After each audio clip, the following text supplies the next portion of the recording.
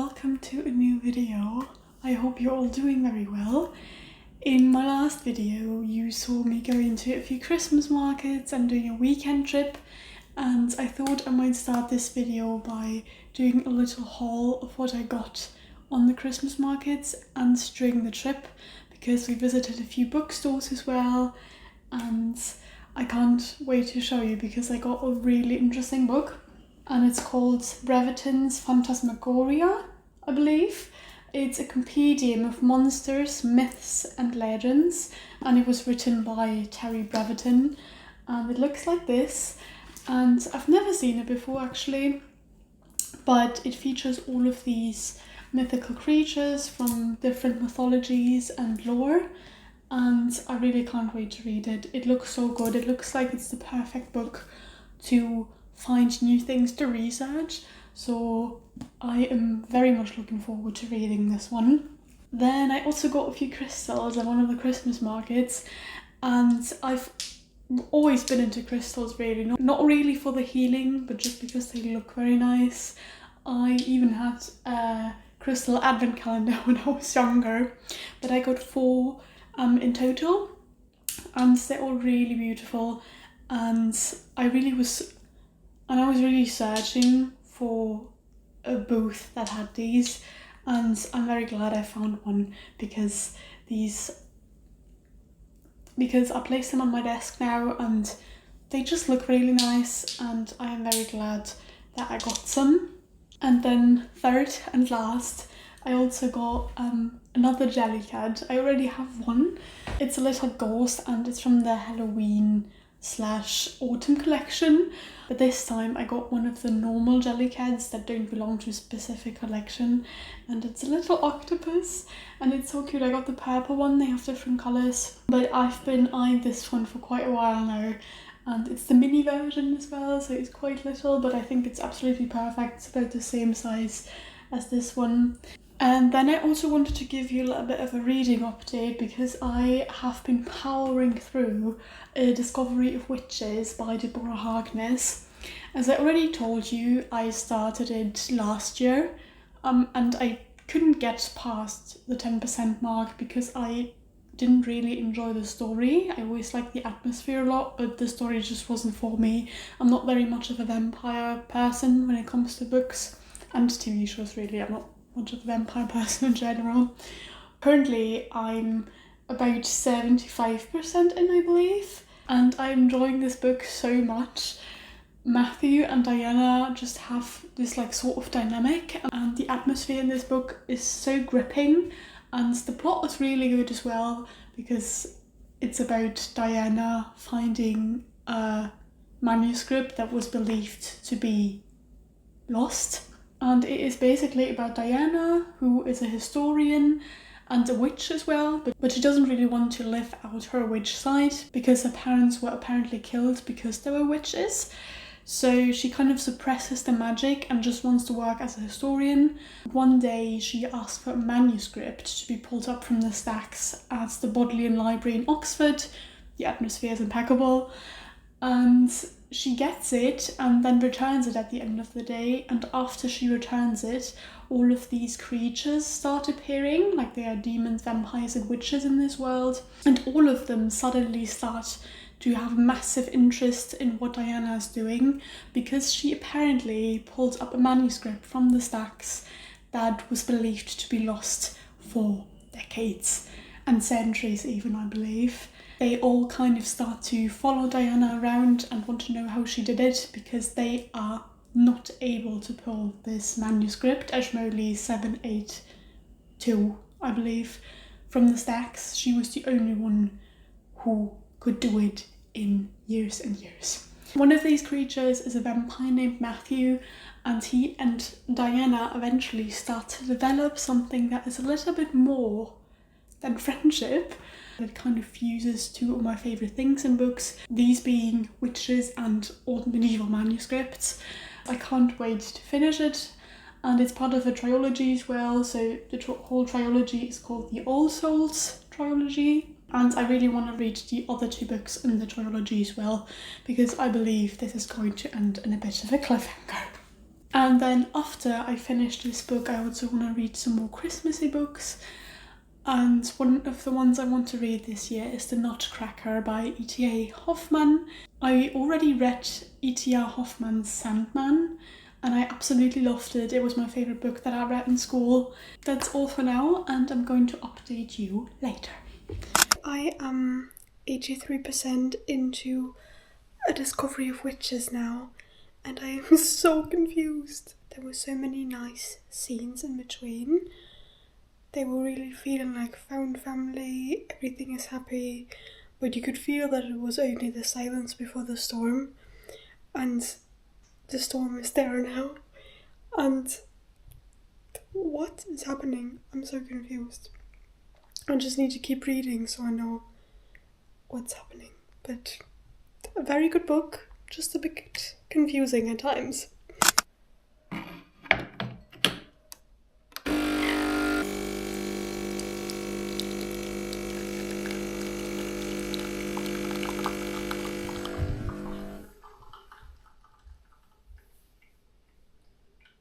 Okay, so I finished A Discovery of Witches yesterday and I have some mixed feelings about it. I'm going to get into detail later, but for now I would say that it was good, but I'm not sure if I am going to read the second and the third book or if I'm just going to watch the TV show if it's available anywhere. But yeah, I'm not sure yet, but I will talk to you about it in detail a bit later. And I also made myself some coffee now, and I want to do a little bit of work for university. I have to rewrite a fairy tale, and I'm trying to plot it just now. And then afterwards we'll see, maybe I'm gonna watch Little Women or read a book. I actually finished A Nutcracker today too. This was like my Friday read. I read it throughout the morning because it's so short, it worked pretty well. And I liked it too, it was very Christmassy, and now I have finally read the original text. But yeah, I'm gonna get back to you later.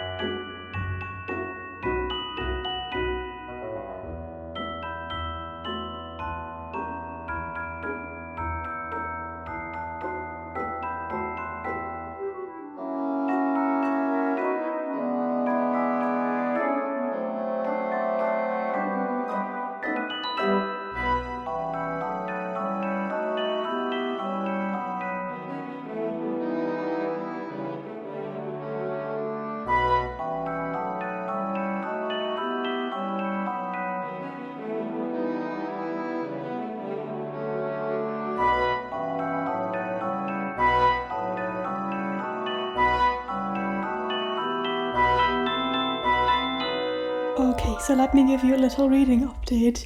As I already said, I finished A Discovery of Witches last evening, and I really liked it, but I do see that it is a little bit problematic, and I already noticed when I was reading it that the relationship between Diana and Matthew is kind of toxic at times, because Matthew really has this "I'm a man, I need to protect you and you need to listen to me as a woman" mentality, and I didn't really like that throughout the book. I did like Diana's character development though, and I also really like the plot because it's just very intriguing with a missing manuscript and a witch finally getting her powers back again. And what I liked most about the book, as I probably already said, was the atmosphere and the places it was set in. Bro Harkness really chose the right spots for this book. So a big part is set at Oxford in the Bodleian Library, as well as a lodge kind of outside of Oxford in the countryside. And then we've also got a part that is set in a castle in France, and the last part is set in a sentient house. and I really like that. Like, the locations were absolutely top tier. I think I've never read a book that had so many great locations, so Deborah Harkness really chose well. But I'm not entirely sure if I will be reading the second part anytime soon.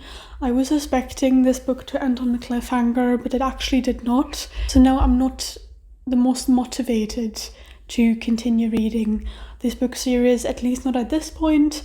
I also have like a ton of other books I can read, so I will not buying the second part just now. But maybe I want to see how the story continues at some point next year.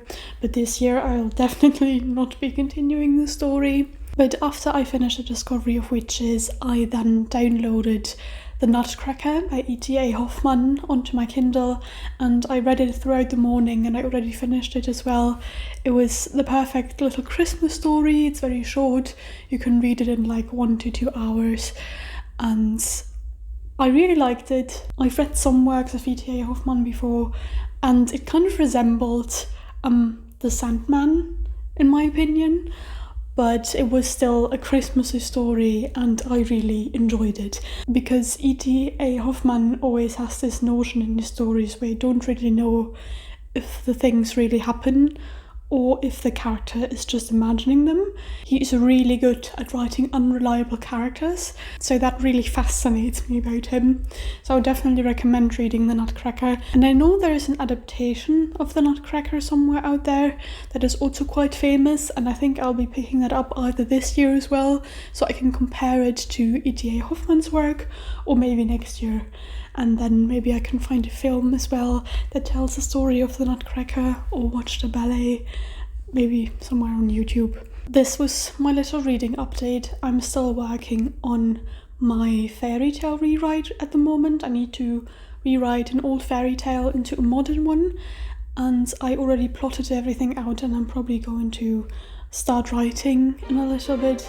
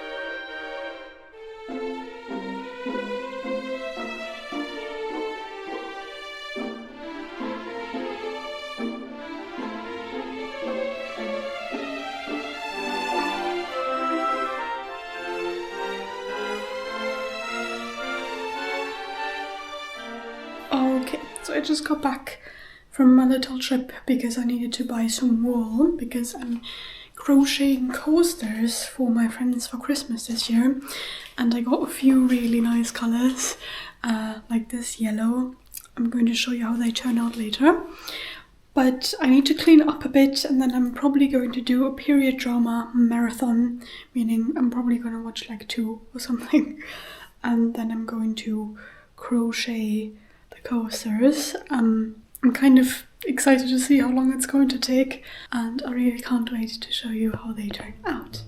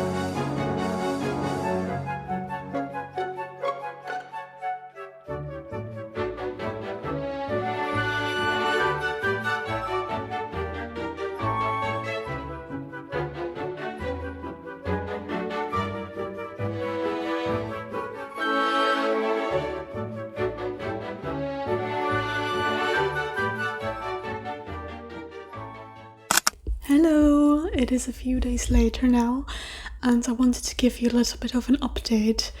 I finished my second presentation for the semester, so I've only got one left, which feels like a big relief, to be honest, because now I can really concentrate on enjoying the Christmas time and reading a few more books so I can achieve my goal of reading 50 books this year. I only need to finish 3 more, then I'm done. And currently I'm actually reading something on my Kindle again, and it's a book by Karen Powell, and it's called 15 Wild Decembers, and I like it so much. It's basically a fictional autobiography by Emily Bronte, which reads a little bit like Emily Bronte's diary. Because the problem is we don't really have a lot of information about Emily Bronte's life, especially in comparison to her sister Charlotte. So I really love that people take such an interest in making different cinematic and literary adaptations of what Emily Bronte's life, and especially inner life, would have been like. And this one is so beautifully written. The writing style really reminds me of how Emily Bronte wrote. It features a lot of nature descriptions, and it's written from a first person perspective, so it really feels like you're completely immersed in Emily Bronte's mind. And it also really makes me want to reread Wuthering Heights, which I might just do over the Christmas holidays. So Christmas break starts in a few days for me, and I still need to pack a little bit because I'm visiting my family over the Christmas holidays, and I really can't wait because it's always so festive, spending a few days with my family, decorating the Christmas tree, and I'm actually even looking forward to the drive there because I'll be listening to Christmas music the entire time. But for now, I am going to drink the tea I had in my advent calendar today and just read a little bit more in this book. It's the next day now, and I'm currently packing for the Christmas break, but I also need to translate one more ballad, and I need to do it over the Christmas break, and I thought I might just do it today so I don't have as much work on Christmas and I can just enjoy my time off. But yeah, I will do that now, and then afterwards I'm gonna bring some things in my car already, so I don't have to bring everything there tomorrow morning. And I also finished 15 Wild Decembers half an hour ago, and I'm going to tell you a little bit more about it later. There were only a few points that I didn't like so much, but overall I really enjoyed it and I would reread it as well. And what I'm doing now actually is I'm probably going to pick up Wuthering Heights next, so I can stay in Haworth and in the moors for a little bit longer.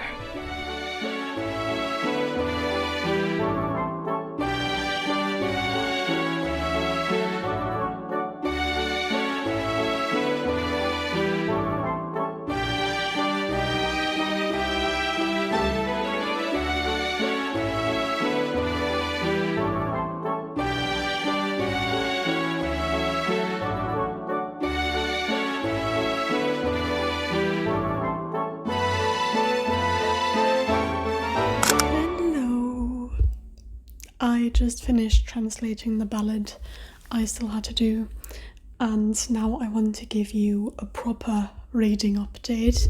So basically, as I already said, I finished 15 Wild Decembers by Karen Powell, and I really enjoyed it. I mostly enjoyed the atmosphere very much, and the writing style too, of course, because it's very much of a modern adaptation of Emily Bronte's writing style, I believe. I feel like it just does a perfect job of adapting what we know from Emily's diaries into a whole book. So basically, Emily and Anne Bronte wrote these diary entries, and Emily's journal style was very interesting because she kind of merged her fantasy world of Gondal with reality. So she would just write, we've cleaned the dishes and the soldiers of Gondal came to invade this place, for example. And this is what the author did as well. So Karen Powell perfectly manages to merge Gondal and the real world at times in 15 Wild Decembers, so it becomes a bit blurry, like you cannot see the lines between this fantasy world and reality. And as I already said, it's also written from Emily's perspective, so I thought that was very interesting to read. And I also love the nature descriptions. I feel like they fit Emily's character so well, which is of course a bit of a cliche too, but you know, I just really like reading stuff about the Brontes. I also think Karen Powell did a very good job of writing about grief and how people deal with grief and how people deal with their own death that is coming to haunt them, basically. Yeah, so I really enjoyed the book, but there were 1 or 2 scenes which I didn't feel fit the context too well, especially from like Emily's perspective. I couldn't quite see how that was related to her specifically and how that made up her character. So overall, I enjoyed the book. If you like the Brontes, I would definitely go ahead and check this book out. And now that I'm finished with reading 15 Wild Decembers, I'm going to continue with a visit to Westeros. So we'll be returning to the Game of Thrones series. I've already read the 2nd and 3rd book this year, and I want to try to at least get halfway through the 4th book now, Feast for Crows. And I'm so much looking forward to returning to Westeros and to all of the characters. It's not that I am very attached to them, because I know from experience now after the Red Wedding that one shouldn't get too attached to the Game of Thrones characters, unfortunately. But still, like, this whole world and the writing, it all seems familiar by now because all of the books are so long and I've already read 3 of them. That is just very enjoyable to dive back into this world, and I hope not too many characters are going to die in this one. And I'm also curious to see how the story is going to develop and in what direction we're continuing in.